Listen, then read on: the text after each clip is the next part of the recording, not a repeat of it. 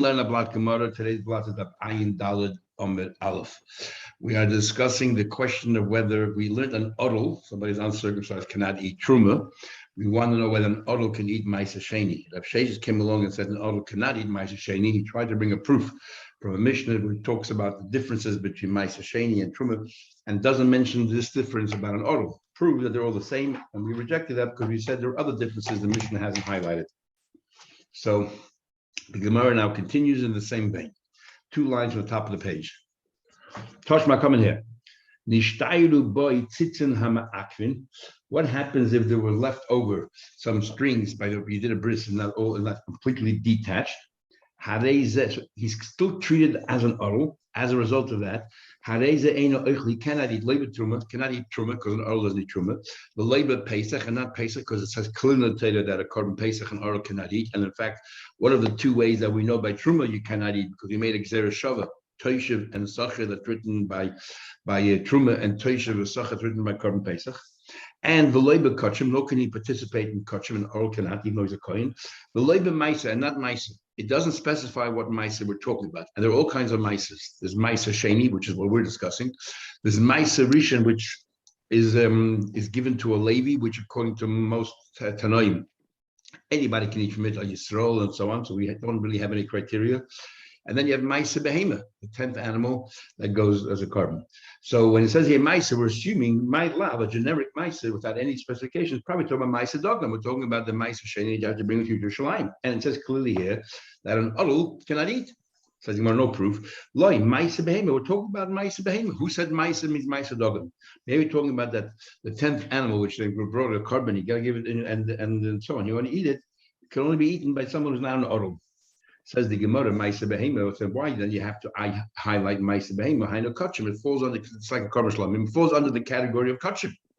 So you already said an odel cannot eat Kachim. Obviously cannot eat Maisa Behema. Says the Gemara, I'll ask you back. So you think that the Mishnah is not being very particular, just giving you general categories. So let me ask you a question. Well, the time it says Pesach. Isn't Pesach Kachim as well? Milay Tanan Pesach, Toni Kachim says both Pesach and Kachim. So therefore, it does not prove the fact that it mentions Kachim doesn't prove anything. So we're still trying to prove whether the fact that it mentions Pesach and Kachim, you can have it twice. So the same thing here. We're trying to prove that an odel cannot eat Maisa Sheni. So we said it's no proof because Maisa over here means Maisa Behema. It's included under Kachim. So what? We talk about Maisa Behema, we talk about Kachim, just like we talk about Pesach and Kachim. So what are you talking about?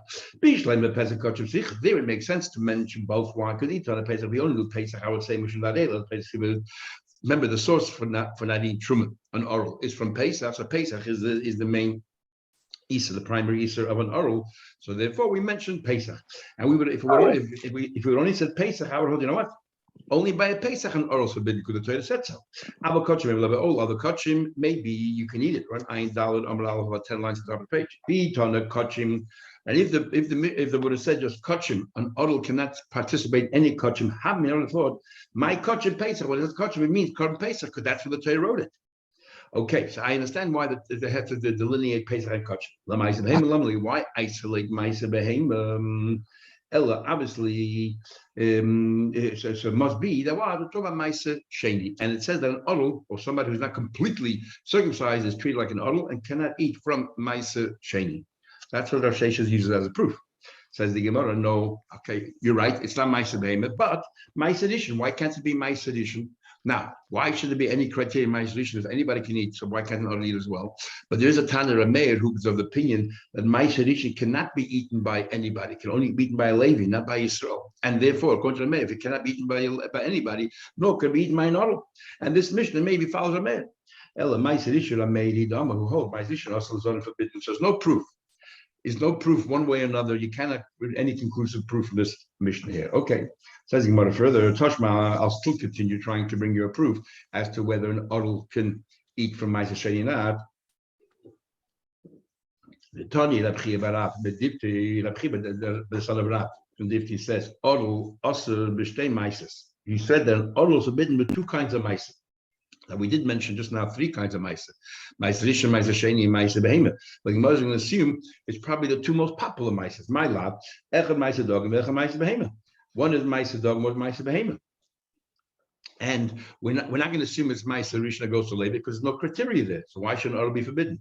Says Gemara again. Who said? Maybe the author of this brayso here is Rab Meir, who holds that Ma'aser Rishon can only be eaten by Levi, so it's forbidden. Hachanami Ma'aser Rishon Rab Meir, but Ma'aser Sheni maybe not could eat. So you have no conclusive proof again, one way or another. Tashma coming from another place. Oinen, it says that an oinen is also b'maiser. We know that an oinen is forbidden to eat maiser. The Torah says when he does his vidi, when he does his confession, he says, "I didn't eat b'oini." But a mutter b'truma, we looked before, right? That an oinen can eat truma because we have the pasuk. We have that we have that zorus asakilach, that only the iser by truma is a yisrael, but not an orum. And now we're saying also paraduma. An oinen also can be involved in a paradum. Sorry, we said also an oinen can eat truma. An oinen can be involved in paradum as well. Now that's an oinen. So that's one category. Now another category called tvul yom. Tvul yom we talked about yesterday. Somebody who went to the mikveh, but they're waiting for. But as far as chulin is concerned, that's it. It's over. The tumah is gone. But as far as truma is concerned, you have to wait for the sun to set. And as far as kabbanos are concerned, you have to wait till you bring your carbon. And then you can eat kachim, as we'll soon see in the Gemara. How do you know these three different differences, these three grades? Anyway, so tvul yom also but truma. Tvul yom is still tummy, as far as truma is concerned, and therefore he's forbidden to eat truma. But a mutter b'para, tvul yom, as we learned before. A tvul yom can do para. We looked before yesterday. It said possible he's a hot toy, somebody who's only toy for this situation, but not for others. That's a tvul yom. So tvul yom can be involved in paradum over ma'aser, and tvul yom could be involved in ma'aser as well. Then we go category number 3, mechutza kippurim. Somebody who has to bring a carbon, certain tumas, for example, a zav for 3 days or a zava for 3 days, not just 2 days, but 3 days. They have to then bring a carbon when the term comes to an end. When you give birth to a child, you have to bring a carbon. So therefore, kolzman, they don't bring a carbon. They call them mechutza kapara. They're still lacking their atonement. They is because they have to do an activity. Mechutza kippurim is different. Sunset, you just got to wait for the sun to set. It's inevitable. It's going to happen. But when it comes to kapara, you have to bring an animal. Therefore, kolzman, you didn't do that nice doing the animal. It's as if you are still considered tummy. You are tummy, and therefore, and every mechutza kapara is if it's a full yom and mechutza kapara, for example, it's in the afternoon. So then you have two X's against you, 2 marks against you. You're a full yom plus you are mechutza kapara. Okay, so regular tful yom, even though they're both tful yom, but this tful yom is waiting for sunset, and then it's over. The other tful yom is waiting to bring a carbon, which you have to do an activity, which is the following day. That's called a mechutza ma'aser. So therefore, when we say, for example, by paraduma, that he's a hot toyer, somebody who is a toyer, we're talking about somebody who's toyer for this, but tummy for other things. It's only permitting a tful yom, but not if this particular tful yom also has to bring a carbon. Then it's because they have to do something, they are still considered tummy, and they cannot be involved in paraduma. So therefore, he says here, mechutza kippurim, category number 3, mechutza kippurim, also the para cannot be involved in the paraduma because he's still, it's not just a question of sunset, you got to bring your own carbon, and so therefore you're tummy until then. But a mutter, it is permitted betruma. If you're mechutza kippurim, you're now, let's say you're no longer tful yom. The sun already has set. Now you're just waiting to bring your carbon. So as far as truma is concerned, you're all right. Or ma'aser, as far as ma'aser is concerned, you're all right. Now, the im isa, and if you're going to tell me that what? That let's have Sheshes is saying, or the Gemara is saying, if you can tell me that an oral is permitted to eat ma'aser, that's what you're trying to say. So why doesn't he also mention nisna? He should say oral also betruma. An oral, making all these contrasts, saying an oral cannot eat truma, which we know we live in Pesach, but a mutter bepar. We read just a few days ago that an oral you can spray on him and he can spray others, and uve ma'aser, and say it's permitted in ma'aser. The fact that we don't say that does not prove that an oral cannot eat ma'aser. Telling about again, no proof. Maybe the reason why we did that this particular rice, you're right, hold that an oral cannot eat ma'aser, but that's not the unanimous opinion. In fact, it's not even a majority opinion. It's a lone opinion. Whose opinion is this? High Tundra Rabbi Kivi. If you remember, Rabbi Kiva, he learns that an oral cannot eat truma because an oral is considered tummy. Ish. It says in the pasuk, it says twice ish, and mizer aaron and so on and so forth. So why is it twice ish to include an odol? Because Rabbi Akiva learns an odol from tumah. So you're right. According to Rabbi Akiva, an odol cannot eat ma'aser sheni because he's tummy. But we don't hold that. We learn from Tosha v'Sach. So according to us, maybe an odol could eat ma'aser sheni. The Marbel he holds odol like a tummy. Not Rabbi Akiva, but ish let abis odol. And it's concluded on, says the Gemara, man tan the Rabbi Akiva. Who argues, which Tana argues with Rabbi Akiva? That means Rabbi Akiva holds that odol cannot be involved in paraduma either, because according to him he's tummy. But we learned already before that odol could be involved in paraduma. Who did we learn according to? We had this whole discussion there. If a tumtum goes ahead and makes a paraduma, it does it disqualify it or not?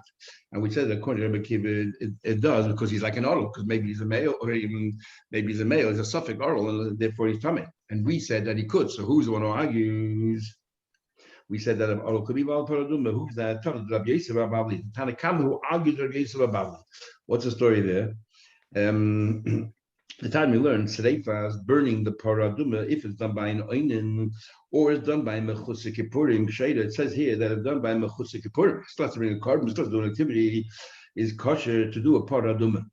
And remember, Rabbi Akiva holds that mechusik kippurim is possible from doing a paraduma, because we just said the author of the previous rice is Rabbi Akiva. So he holds a mechusik kippurim is possible doing paraduma. That's Kami hold that as kosher. And just like we say that they're arguing regarding Mechusik Kippurim, we're going to assume that this Tana also argues regarding Oral. Rabbi Yisrael Oinen is Ksheda and Mechusik Kippurim Sula. Rabbi Yisrael holds the Mechusik Kippurim Sula, but he holds an Oinen as kosher. But Rabbi Akiva holds that a Mechusik Kippurim is possible by Paraduma, and we're going to make assumption, which Tosfos finds problematic, but we're going to make an assumption if Mechusik Kippurim is disqualified from Paraduma, so is Oral disqualified from Paraduma. That's Rabbi Akiva, and this Tana argues. And that's the kind of comment is. Okay, says he went further, but you should know that Sheshes is not the only one who says that an odol cannot use Ma'aser Sheni, but after Rabbi Yisrael so Rabbi Yisrael also agrees that an odol is forbidden with Ma'aser Sheni. How do you know odol should also Ma'aser? I don't know cannot eat Ma'aser Sheni. Nemar, it says the word mimenu. It says mimenu b'maiser v'nemar mimenu b'pesach. By maiser it says three. I will also say three times the word mimenu. It says le'chalti ba'oini mimenu. I didn't eat while I was on oinin from it, and mimenu from it, as if to say other things I could. We'll soon see when mimenu comes to you. Then he said le'bi'arti mimenu b'tamei. I didn't burn it while it was tamei, not like by truma that you're allowed to burn when it's tamei. Again, it says the word mimenu. And then he said le'nisati mimenu le'meis. I didn't provide a mace with the Ma'aser Sheni, as we'll soon see what that's referring to. So it says three times the word menu by Ma'aser, but so too by Korban Pesach. It says, do not eat, al teichlu mimenu, do not eat, no ubosho, partially cooked, b'mayim in water, eat only if it's roasted. And then it says, and v'loi tesidu mimenu ad b'ayka, do not leave it till the morning, because that's nice. And then it says, again, mimenu, that's a hanoiser menu, that's your word. And if you didn't leave from it in the morning, ad b'ayka b'eish burn it. Three times the menu in both places. So he says, even in Pesach, since it says the word menu and is extra to make it clear Shabbat in Pesach and Ma'aser, menu Pesach or lost by Pesach, but not forbidden. Menu Ma'aser or lost by saying here all forbidden. So the Gemara moved. They were saying the discussion we had a few days ago. You must say that it's extra, because remember, Shabbat, the words are not extra. You can ask questions. And here I can ask very strong questions. Because Eli Mufni does not, if it's not extra, I can ask a very simple question. You know why Pesach and Oros forbidden? Because it's so strict. You can't chayav in Allah. There's so many prohibitions there. From pigul, if you have the wrong dates in mind, the wrong place to eat it, the nicer leftovers, tamei, if you tamei not allowed to eat it, all these stringencies. And you don't have that by Ma'aser Sheni.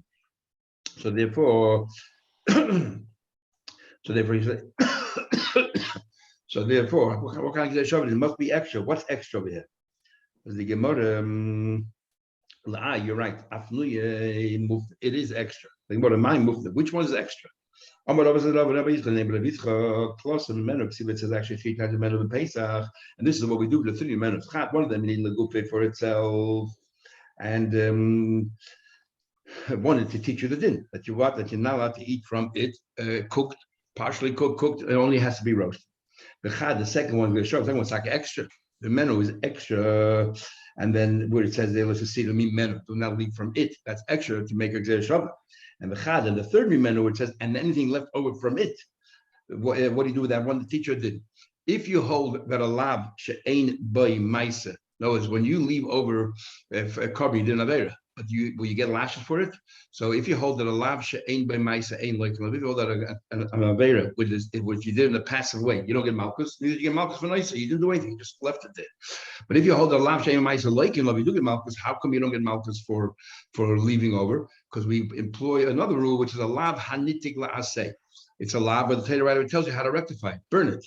So therefore, we learn that from the second menu here, the last menu, which is anoise menu, third menu. So the chad lemano because the chasela said the one hold that you need it for lav and if say I did the chsiv noise. It says v'hanoise.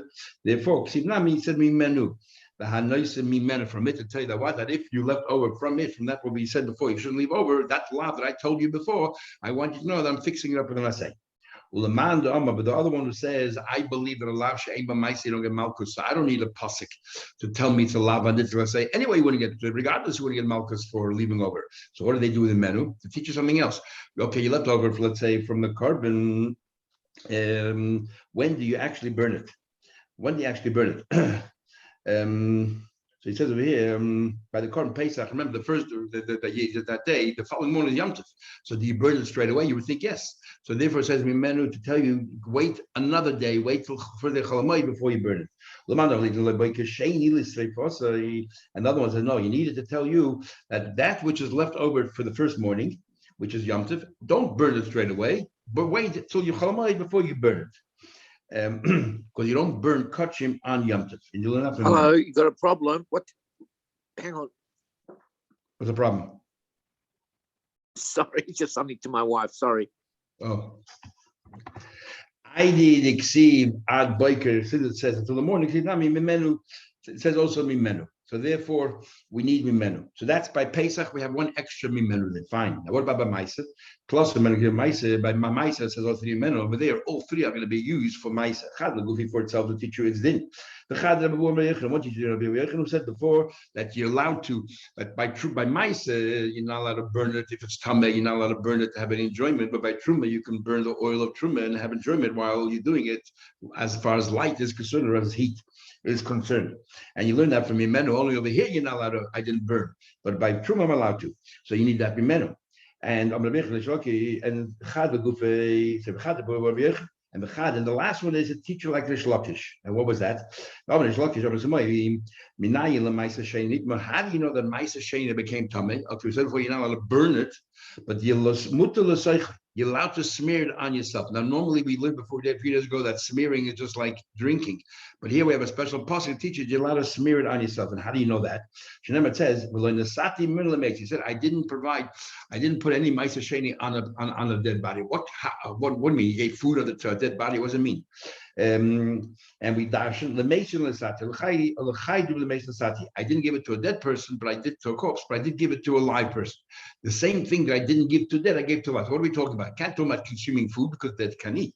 We're talking about smearing some oil on the dead body, but on the person who's alive, you're allowed to take Maisa Sheni that's Tameh and use it for that purpose. But only Tameh Maisa Sheni because you can't eat it anyway. Otherwise, if it was Torah, you're not allowed to do that. You have to go eat it. What's similar by living and dead? Smearing. Says the Gemara, how do you know that's what we're talking about? I know maybe it's talking about selling the crop that you have with you, the produce, and with that money you're buying tachrichim, clothing for the corpse. You're not allowed to do it for corpse, and for the living person you're allowed to. Who says anything about smearing? To buy the provision that you need for a corpse. It says, I'll tell you how we know. It says mimenu, from it, directly from the Maisa Sheni, megufet, for the produce itself. And therefore it can't be talking about selling it and with the money purchasing. We're talking about I did not take mimenu and place it on the mace. Obviously we're talking about the fruit itself. What can we do? What do you do with the fruit? The only thing we can do is the oils. And smearing it. When it says over there before that, I did not eat it while I was an oini, then he said I didn't place it on the mace. So we're comparing whatever it is I talked about eating, I'm talking now about a mace. So it must be talking about the food, and therefore must be talking about the oil extracts. And I didn't use it to anointing. So what do we have here? Situation. It's only extra by Pesach, not by Meiser. And we learned a few days ago that there's an opinion that says that if it's only extra on one side, I can still ask the same questions and undermine the whole Zereshavah. The one who said that even one extra is enough, fine. That if you have only one extra, you can ask questions. So we answer, I'll tell you how. It's also extra by Meiser. Why is it extra by Meiser? Because what's the second thing that you learned? You learned a what? That you can have what do you call that you that by truma we learn Maisa you can't have any benefit when it's tummy to burn it, but by truma you can. No, there's another source by truma, and you don't need the men of the Maisa teacher by truma, and therefore you have an extra men of a Maisa. You have two extra men, one by Pesach, one by Maisa, and they equate to each other. Where do you learn truma from Elsa? We had Gemara Shabbos already, where it says there, I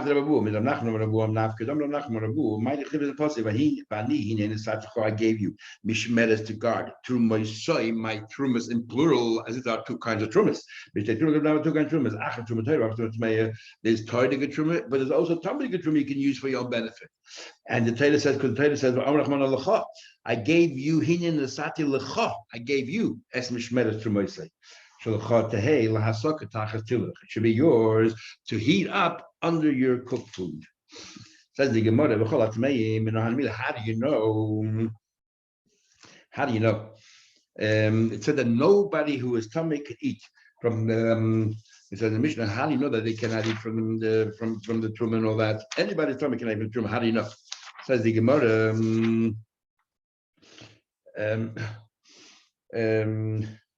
No, I mean, how do you know? It says the pasuk. Ish is the pasuk we used before for Rabbi Akiva. It says there that ish is Aaron. Every person was from the descendants of Aaron. Who true as of, and he happens to be a tummy and so on. Eiz is davar sheshave bezare shel Aaron. How do we know the pasuk talking about truma? All the pasuk says is that anybody who is tummy bekachim lo yochel shouldn't eat kachim, and your tummy is talking about truma. How do you know talking about truma? It uses the word kachim. So the Gemara said because it says anybody who is a descendant from Aaron, which sounds like whether it's a male or whether it's a female. I would have said how the aim is in truma. Can't be talking about kachim because women cannot eat from kachim. So it must be talking about truma. And it says if you're tummy, you shouldn't eat it. Any kind of tummy. It says the Gemara maybe maybe we're talking about who said we're talking about kachim. Maybe we're talking about the korban shlamim, the presence that the kohen takes from the korban shlamim, the chazay, the breast, and the shake and the shank bone. They belong to the kohen, and there the wives of the kohenim could also eat it. And maybe that's what he's saying over here. Not talking about truma, it's talking about kachim, because the word is kachim, and it's talking about that the kachim, the kachim kalim, which everybody can eat, including women. If they're tummy, man or woman, they cannot eat from it. Nothing to do with truma. Says the Gemara, no. If we learned before, if a bas kohen marries a Yisrael while she's married to a Yisrael, she cannot eat truma or anything else. But once her husband dies, if she was left childless, she goes back to family and she reverts back to her previous state. She can eat truma. But what she cannot do, she cannot eat kachim again. Only truma she can eat again. So therefore, it says ishish, and we're talking about that applies to men and women always. It cannot be talking about kachim, even kachim kalim, because it doesn't apply always to women. Once they're married once, they can never eat kachim kalim again. So the Gemara said, "Truma nameina bechalala." If she became a chalala, and if she was a divorcee, let's say married a kohen, she becomes a chalala, she can know, and then he dies, she can no longer eat truma as well. So truma also doesn't apply to women always. So we answer chalala. If she becomes a chalala, she was desecrated, no longer lav zara de Aaron. She's no longer Aaron's descendant. There's a passing bezar Aaron. So therefore, no longer descendant. That's how we know it's talking about truma, something which is equal for men and women. Faisal asked the question, but by women also. What happens if she did have a child? She never goes back. She can never be truma again. So by women also doesn't always apply. Says Taisa says no, because even if she had a child, if that child eventually dies, no matter when in her lifetime, she can go back to eat truma. So there's always a possibility for her to eat truma, go back to eat truma. Says the Gemara further. Okay, so therefore we know we're talking about truma. And then the pasuk says that how long should it says in the pasuk ish that you cannot eat kachim shouldn't eat, but till when? Until asher yetaher, until you go to the mikveh. And then it says anybody touches anything tummy, and so on and so forth. It says ad asher yetaher, until you become tired. So the Gemara wants to know exactly when is that?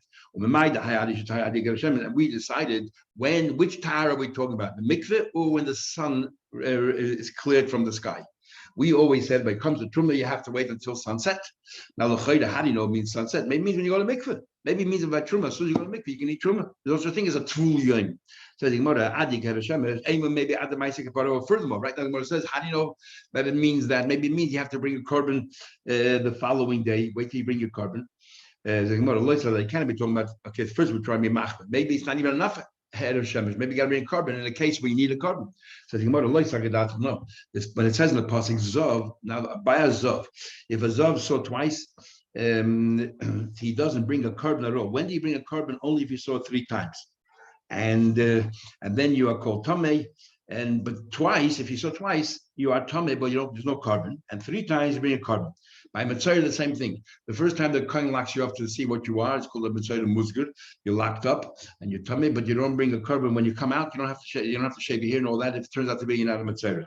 But if you're muchlet, if he sees then that you are a Mitzvah, he locks you up. Then at the end of the time, you have to shave your hair and all the requirements of a Mitzvah, including that you have to bring a korban at the very end of the period. So Rabbi Shmuel came along and said that this pasuk is talking about a zav. When the Torah says zav, we're talking about a zav b'ashtadis. In other words, there's no korban involved at all. So you can't tell me, maybe you have to wait till you bring a korban. There's no korban involved. Well, Mitzvah Musgar, talking about Mitzvah, that was tentatively locked up. Again, no korban involved. Hakosim medaber. Well, how do I know that? Do me the tummy nefesh, because it also talks about somebody who touches a dead body and becomes tummy, and there's no korban involved. Ma tummy nefesh, there's no korban involved. There's no korban involved. Okay, so we know definitely we're not talking about a kohen. We're not talking about somebody who's a mechusah kapara. We're talking about what? We're talking about somebody who there's no korban involved at all, and it says in the pasuk Torah. So we're saying it means when the sun sets. Says the Gemara, no. Let us say there's two options. If there's no korban involved, maybe you're right. Sun sets, he's free. He's not completely tired. He can eat truma. But if he has to bring a korban, if this person, let's say, saw 3 years and he has to bring a korban, maybe even though he's a kohen, and even though the sun set, he cannot eat truma. Till now, we learned truma you can eat straight away at night, and only kachim you have to wait. Maybe truma also you have to wait till you bring a korban. In those cases where there's a korban involved, when there's no korban involved. If there's a korban involved, maybe even this kohen. Even as far as truma is concerned, you have to also bring a korban. That's question number 1. So another question is, we learned Taval, if you went to the mikveh, but if somebody went to the mikveh and then came out of the mikveh. As soon as you got out of the mikveh, you already eat ma'aser sheni, no problem. Once the sun sets, and once he brings a kapara, once he brings a kapara, he can now eat kachim. So there are 3 different grades. Says the Gemara here. Sorry, this was the place. So Gemara says, here we go. How do you know that 3 different degrees? How do you know that 3 different grades? The Gemara Amar says, the name of Rav Chiz, the plus of Kroik, we have 3 psukim. The 3 psukim giving us different times. So we have to then distribute the psukim in different ways, a proportion of the psukim in different ways. It says in one pasuk, in one pasuk it says if somebody touches something tamei, he has to wait at night, and he should not eat from kachim, only kim rochas b'sar v'mayim. As soon as he goes to the mikveh, he can eat. So there's 1 degree, you're allowed to eat straight away. How rochas tar, went to the mikveh is all right. There's another pasuk where it says that the sun will set and then he is tired, and only afterwards can he eat from kachim. So one pasuk says as soon as he goes to the mikveh. One pasuk says only when the sun sets. And then we have another pasuk talks about a woman who gave birth to a child. She has to bring different kabbanis. She can't afford it. Then she brings the pigeons. And then it says an oil lechatas, and it says in pasuk this oil lechatas will atone for her. Then she becomes tired, as if to say, when does she become tired? Only when she brings the korban.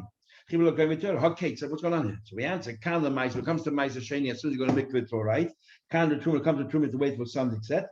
And kachim, and when it comes to kachim, you have to wait till you bring a korban. So maybe it's the other way around. Maybe ma'aser is stricter or something. I know, maybe it's the other way around. Says the Gemara that may be truma. Let's say truma. Let's say change around truma ma'aser sheni. Let's say that truma. As soon as you go to mikveh, you're free. Forget about waiting till the korban. As soon as you go to mikveh, you're all right. You eat truma. But ma'aser sheni, you're stricter, and you have to wait until the sunset. I don't know which way to go. So the Gemara makes more sense that truma is stricter than ma'aser sheni. Why is truma stricter than ma'aser sheni? Shekain machpaz.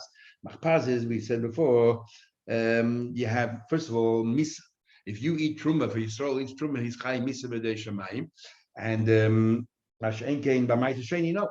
The next thing is chaimish. If you eat truma belongs to a kohen, you have to pay a penalty of a fifth. You don't have that by ma'aser sheni. Only when you're redeeming your crop, you have to pay extra. There's no penalty there. And then the next one is pidyon. You cannot redeem your truma, but you can redeem ma'aser sheni. And the last one is zayin is zor. A Yisrael cannot eat truma, but everybody can eat ma'aser sheni. So we see that truma has all of these stringencies. Obviously, you have to wait a little bit longer till sunset. So you want to know maybe ma'aser is worse. Shekain, but ma'aser hadam toiv. Hey is habas mokum. Hey is that you have to bring it to you to shalayim. By truma you can eat anywhere in Israel. That's a stringency by ma'aser. Then you have vidui. You only do by vidui. By ma'aser, you don't do vidui by truma. Then you have the samach is asur. So, for example, that a truma, an oinen can eat, but there's an isur for an oinen to eat ma'aser sheni. And so too, you're allowed to burn truma if it's tummy and enjoy it, but ma'aser sheni you can't. And then you have the test, which is tumah, that by ma'aser sheni, if the food itself is tummy, you get malchus. By truma, if you tired and the truma is tummy, we said before it's an over nasei, but there's no malchus there. And the last one, base, you have to, comes the third and sixth year, you have to get rid of all your ma'aser sheni that you left over, but truma, you don't have that. I feel mostly right. In fact, there's more stringencies by ma'aser sheni than by truma. But for misa, for the fact that you get that there's misa involved, misa b'dei shemayim, if somebody eats truma, you don't have the ma'aser sheni, therefore that's much stricter. Rabbi comes along and says, but you forget about this point of misa. Nevertheless, he cannot say that the first pasuk is talking about. He's talking about truma because across the pasuk nefesh. It says the pasuk nefesh. What it says that you have to wash yourself in water and so on and so forth, and then it says ki nefesh kisiga boy. That so we see ezu davar sheshava b'chol nefesh. We're talking about something that is some nefesh that touches it. Who is it that applies to everybody? Men, women, it's everybody. It's talking about ma'aser sheni, and therefore it's not by truma. Truma is very limited. Who can have truma? So can have truma and so on. So therefore, must be talking about ma'aser sheni. Says the Gemara. Okay, the Gemara.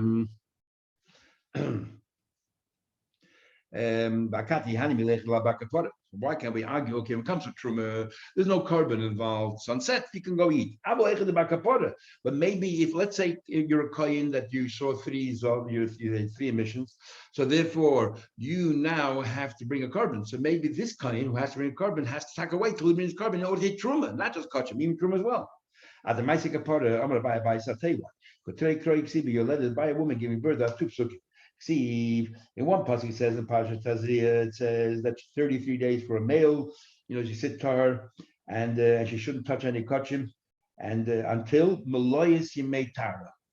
As soon as the Tara, the days are over, in other words, let's say 40 days, 7 days and 33 days, 40 days for a male and 80 days for a female.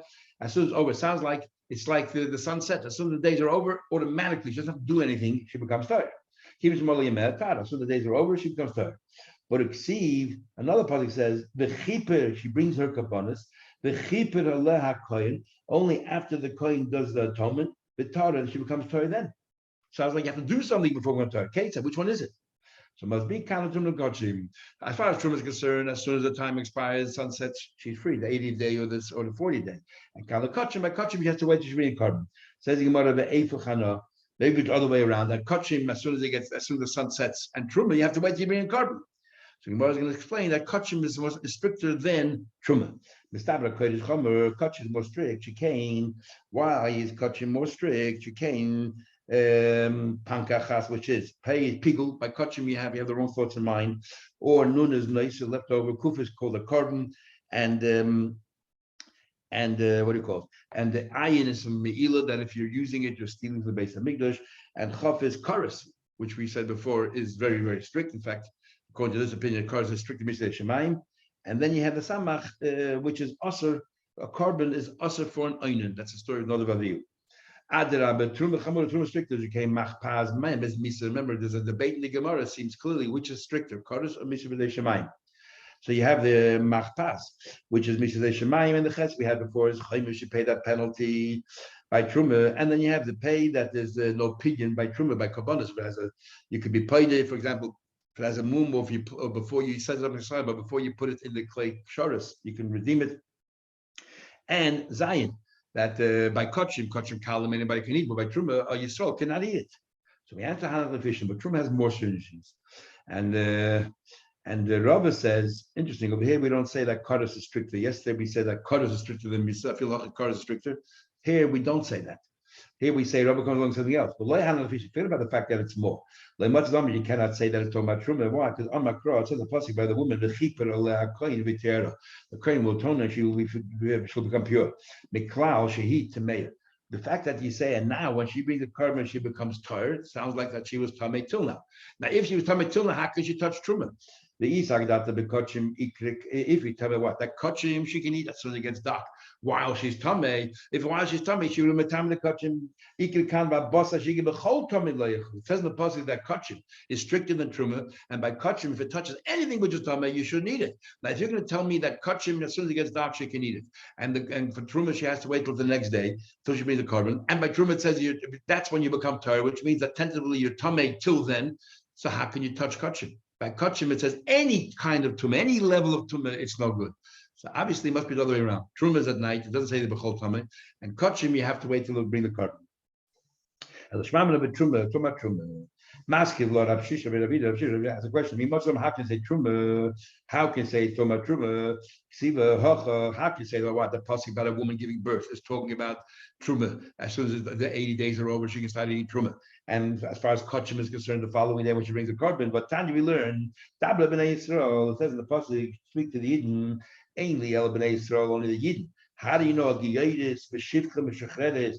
How do you know that they also have the same laws when it comes to giving birth, that tummy, for male or female, and all that? Therefore, it says the pasuk Isha. It says Isha kishadriya, any kind of a woman. So we're addressing also a gieris. How can we say we're talking about truma? When it comes to kachim, anybody can bring a carbon, and they can eat if it's a shlum, they can eat from a carbon. When it comes to truma, only ones who can eat from is a kohen. So how can a gieris ever eat from truma, and a kohen cannot marry a gieris? Or a shivcha. How can they ever eat truma? Amar Rabbi says, "V'loi." So let me ask a question. You want to say it's not talking about truma? Look, see, it says in the pasuk, "B'chol kodesh leisiga l'rabas truma." It says in the pasuk that in this parsha it says, "B'chol kodesh leisiga." She shouldn't. This woman, while she's giving birth, she should not touch any kodesh. And we learn out that when it says any kodesh includes, she shouldn't be touching truma. Now, no, because all those days, the 40 days or the 80 days, male or female, she's not allowed to touch truma, she's not allowed to participate in truma. But we're talking about giyadis. Where does truma come in here? And why? Because we consider her a tful yain from the day she gave birth until the 81st day when she brings a carbon, or till the 41st day, she's considered a tful yain. But according to you, how do we talk about truma? Ellen, you have to say kra mili gachashu. Going through different dinim. Not all the din apply to everybody. So therefore, the same thing over here. Okay, we'll stop over here. We're still talking about truma and all of these different dinim.